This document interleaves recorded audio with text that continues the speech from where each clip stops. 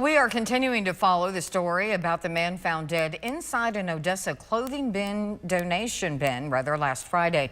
Odessa police have identified him. News West 9's Stephen Pepper joins us live with what else he's learned. Stephen.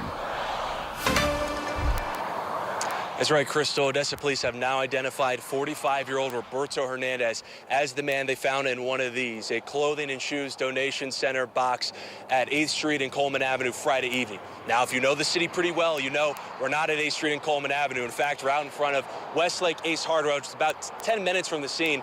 That's because the one on Coleman Avenue is now gone, but we want to give you guys a better understanding of how some of these work if you never donated at them.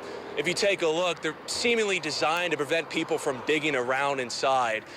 The entrance, as you can see, clearly enough space for donations, but not enough to take out.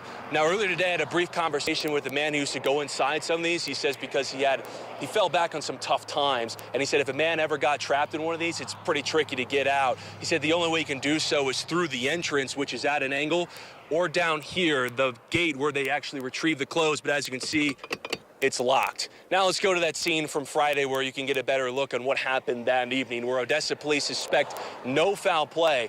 But today I spoke to the owner of a local business nearby, and he tells me that 2 weeks prior to the discovery, he actually called the police, animal control, and also emailed the company behind the donation center box because he smelled something really bad for weeks, and also noted neighbors reported the harsh smell too.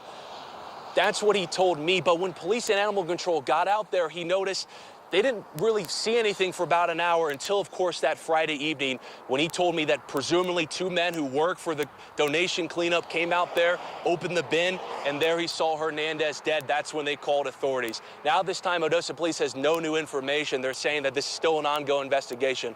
But, Crystal, still many questions tonight as far as when, how, and how long was that man inside of that donation bin. Now, the man tells me that in that area of Coleman and 8th Street, if someone was trapped inside, kicking, screaming, trying to get out, that people around the area would have heard. No one heard anything for weeks, only smelled that foul stench, presumably coming from that box. But that's all we know right now, Crystal. I tried reaching out to the company behind the clothing and shoes donation center. However, I've yet to hear back as far as how often they do these check-ins.